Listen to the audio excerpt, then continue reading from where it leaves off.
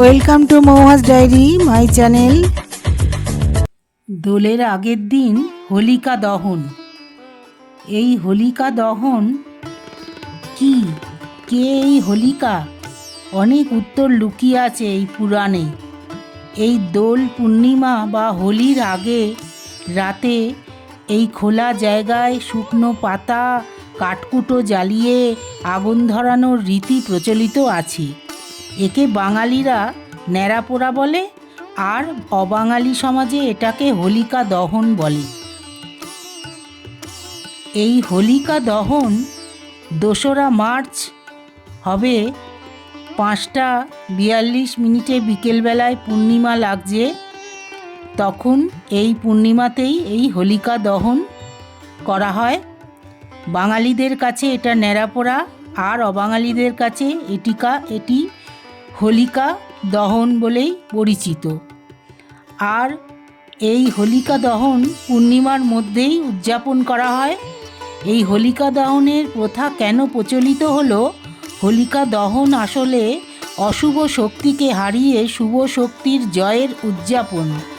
এই উৎসবের সঙ্গে জড়িয়ে আছে বিষ্ণুর অন্যতম অবতার নৃসিংহ অবতারের কাহিনী। বন্ধুরা, আজকে তোমাদের আমি এই হোলিকা দহনের একটা গল্প তোমাদের শোনাচ্ছি, পুরাণের গল্প। আর তোমাদের যদি ভালো লাগে তোমরা একটু চ্যানেলটা সাবস্ক্রাইব করো আর শ্রীকৃষ্ণের নাম প্রচার করো। এই হোলিকা দহনের গল্পটা তোমরা খুব মন দিয়ে শুনে নাও। হিরণ্যকশিপুর একজন রাজা ছিলেন, যে খুব রাক্ষস রাজা। পুরাণে আছে এই রাক্ষস রাজা হিরণ্যকশিপু ছিলেন অত্যন্ত শক্তিশালী ও অহংকারী। নিজের ক্ষমতার দর্পে তিনি দেবতাদেরও পাত্তা দিতেন না। তিনি তার প্রজাদের বিষ্ণুর আরাধনা বন্ধ করে দেন। অমরত্ব লাভ করার জন্যে তিনি ব্রহ্মার তপস্যা করেন। তার তপস্যায় খুশি হয়ে ব্রহ্মা তাকে 5টি ক্ষমতা দান করেন। এই 5টি বর হলো: কোনো মানুষ তাকে মারতে পারবে না, কোনো পশু তাকে মারতে পারবে না, ঘরের ভেতরে বা ঘরের বাইরে তার মৃত্যু হবে না, তার মৃত্যু দিনে হবে না, তার রাতেও হবে না, অস্ত্র দ্বারা হবে না, শস্ত্র দ্বারা হবে না, হিরণ্যকশিপুর মৃত্যু জমিতে হবে না, জলে হবে না, শূন্যে হবে না। এই বর লাভ করে হিরণ্যকশিপুর নিজেকে অমর মনে করেন। এইবার তার অত্যাচার আরও বেড়ে যায়। কিন্তু তার সন্তান প্রহ্লাদ ছিলেন বিষ্ণুর পরম ভক্ত। তাই প্রহ্লাদকে হত্যা করার সিদ্ধান্ত নেন তিনি। তার জন্যে নিজের বোন হোলিকার সাহায্য নেন হিরণ্যকশিপু। এই হোলিকা ব্রহ্মার থেকে একটি শাল পেয়েছিলেন। এই শাল তাকে সবসময় রক্ষা করবে বলে জানিয়েছিলেন ব্রহ্মা। হোলিকা বলেন তিনি এই শাল গায়ে দিয়ে প্রহ্লাদকে নিয়ে আগুনের মধ্যে বসবেন। শাল থাকায় তার কিচ্ছু হবে না, কিন্তু প্রহ্লাদ পুড়ে ছাই হয়ে যাবে। ছোট্ট বাচ্চা প্রহ্লাদ ভগবানকে শুধু নারায়ণকে ডাকে, সেই নারায়ণই তাকে রক্ষা করল। শাল থাকায় তার কিচ্ছু হবে না, প্রহ্লাদ পুড়ে যাবে, এই ভেবে হোলিকা এই প্রহ্লাদকে নিয়ে এই আগুনের মধ্যে বসল। ভক্তকে রক্ষা করার জন্যে বিষ্ণুর কৃপায় যেই প্রহ্লাদকে নিয়ে হোলিকা আগুনে প্রবেশ করেন, তখনই তার গায়ের শালটি তার গা থেকে প্রহ্লাদের গায়ে গিয়ে পড়ে। তাই প্রহ্লাদের কিচ্ছু আর হলো না, পুড়ে ছাই হয়ে যায় হোলিকা। এরপর শ্রী বিষ্ণু নৃসিংহ অবতারের রূপ ধরে এসে হিরণ্যকশিপুরকে হত্যা করেন।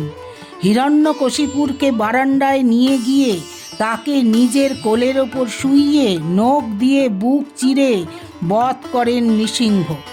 হোলিকার মৃত্যু থেকেই শুরু হয় হোলিকা দহন প্রথা। দোলের আগের দিন হোলিকা দহন করে মনের পাপ, অশুচি, লোভ, হিংসা পুড়ে ছাই হয়ে যায় বলেই মনে করা হয়। এই পুরাণের গল্প হোলিকা দহন তোমাদের শোনালাম বন্ধুরা। এইবারে এই হোলিকা দহনের পরেই এই আমাদের দোল পূর্ণিমা চলে আসে। এই দোল এবার 2026 সালে প্রতি বছর ফাল্গুনী পূর্ণিমা তিথিতেই পালিত হয় এই দোল উৎসব। মনে করা হয় এই দিনে রাধা কৃষ্ণ দোল খেলেছিলেন। রঙের উৎসবের মধ্যে দিয়ে এই দোল উৎসব পালিত হয়, আর রঙের উৎসবের মধ্যেই এই অশুভ শক্তিকে বর্জন করে শুভ শক্তির আবাহন করা হয়। এই বছর দোল কবে পালিত হবে সে বিষয়ে কিছুটা সংশয় তৈরি হয়েছে। বাঙালিরা ফাল্গুনী পূর্ণিমায় দোল খেললেও কৃষ্ণা প্রতিপদ তিথিতে অবাঙালি হোলি পালন করেন। বাঙালিরা এই দোল পূর্ণিমার রাতে অবাঙালিদের মধ্যেও হোলিকা দহন পালনের রীতি আছে। পঞ্জিকা অনুসারে 2রা মার্চ এই সন্ধে 5:56 পূর্ণিমা পড়বে। পূর্ণিমা থাকবে 3 মার্চ বিকেল 5:07 পর্যন্ত। এই দোল পূর্ণিমা 3 মার্চ 2026 সালে, কিন্তু হোলিকা দহন পূর্ণিমার সন্ধ্যায় হয় বলেই 2রা মার্চ হবে। এর পাশাপাশি 3 মার্চ কিন্তু চন্দ্রগ্রহণ লাগছে। বিকেল 3:20 এই চন্দ্রগ্রহণ লাগবে আর চলবে বিকেল 6:47 পর্যন্ত। এই চন্দ্রগ্রহণ ছাড়ার আগেই পূর্ণিমার অবসান হবে, তাই 2রা মার্চ হোলিকা দহন হবে। এই চন্দ্রগ্রহণের সময় রঙটা না খেলাই ভালো। রং খেলা একটা শুভ জিনিস, কিন্তু গ্রহণের সময় রং খেলাটা ঠিক নয়। এই হোলিকা দহন আগের দিন 2রা মার্চই পালিত হবে। তাই বন্ধুরা, সবাই এটাই বলা হচ্ছে যে 4 মার্চ তোমরা রং খেলতে পারো, বা 2রা মার্চ ন্যাড়াপোড়া বা হোলিকা দহনের পরেও তোমরা রং লাগাতে পারো। এই 3 মার্চ গ্রহণ লাগার আগেই দোল খেলে নিতে পারো আগের দিন। এই রং উৎসব, এবারে এই রং উৎসব এই রকম চন্দ্রগ্রহণ এই পূর্ণিমার দিনে পড়েছে। হোলি ভারতের উপমহাদেশের বসন্তের আগমন, শীতের অবসান এবং প্রেমের প্রস্ফুটনকে চিহ্নিত করে। সাধারণত ফাল্গুন মাসেই এই দোল উৎসব পালন করা হয়। বাঙালির 12 মাসে 13 পার্বণ, তার মধ্যে এই দোল একটি বিরাট উৎসব। বাঙালি অবাঙালির মধ্যে এই দোল উৎসব পালন করা হয়।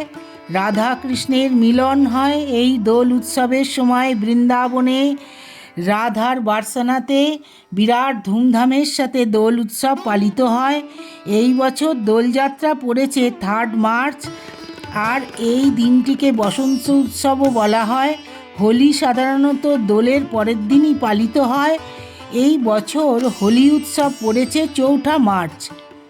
দোল পূর্ণিমার সময়টা হচ্ছে 2 মার্চ সন্ধ্যা 5:42 থেকে 3 মার্চ বিকাল 4:57 পর্যন্ত পূর্ণিমা থাকবে।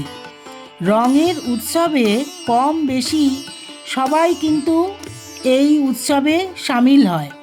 আর এই বিশেষ দিন উপলক্ষে বিভিন্ন জায়গায় পুজো হয়। দোল পূর্ণিমা হিন্দু ধর্মের জন্যে খুব শুভ বলে মনে করা হয়। এই দিন রাধা কৃষ্ণের পুজো করা হয়। বিশেষত বৈষ্ণব বিশ্বাস অনুযায়ী দোল পূর্ণিমার দিন বৃন্দাবনে শ্রীকৃষ্ণ আবির নিয়ে রাধিকা অন্যান্য গোপিনীদের সঙ্গে রং খেলায় মেতেছিলেন। আবার শান্তিনিকেতনে কবিগুরু রবীন্দ্রনাথ ঠাকুরও বসন্ত উৎসব চালু করেছিলেন। তাই রঙিন এই উৎসবের দিকে সবাই একদম তাকিয়ে থাকে, কবে এই দোল উৎসব আসবে। ভারতের ব্রজ অঞ্চলে যেখানে কৃষ্ণ ছোট থেকে বড় হয়, সেখানে রাধা ও কৃষ্ণের স্বর্গীয় ভালোবাসার স্মৃতি হিসেবে দিনটি রাঙা পঞ্চমী হিসেবে উদযাপিত হয়। বসন্তের সূচনার সঙ্গে হোলি প্রেমের উৎসব হিসেবে দিনটি পালিত হয়। ঋষি গর্গের রচিত গর্গ সংহিতায় ছিল সাহিত্যের প্রথম কাজ, যেখানে রাধা ও কৃষ্ণের হোলি খেলার বর্ণনা উল্লেখ করা হয়েছে। এই হোলি উৎসব হিন্দুদের একটি সাংস্কৃতিক উৎসব। আর এই হোলিকা দহনও একটা খুব আমাদের একটা উৎসব। এই হোলিকা দহনেতে অশুভকে আমরা শেষ করে দিয়ে শুভকে আমরা নিয়ে আসি। বন্ধুরা, তোমরা যারা এই দোলের রং খেলো বা রং মাখো, তারা এই গ্রহণের সময় তারা রংটা খেলো না, কেননা 3:20 চন্দ্রগ্রহণ লাগছে, তার আগে সূতককাল পড়ছে। সেই জন্যে রংটা তোমরা আগের দিন 2রা মার্চ রাতে তোমরা খেলতে পারো, বা 4ঠা মার্চ তোমরা রং খেলতে পারো। আর এই দোলযাত্রা খুব শুভ, সেই জন্যে গ্রহণের সময় আমাদের খাওয়া দাওয়া, বাথরুম করা সব কিছু মোটামুটি একটু বন্ধ রাখতে হয়। থ্যাঙ্কস ফর ওয়াচিং মৌয়াস ডায়েরি।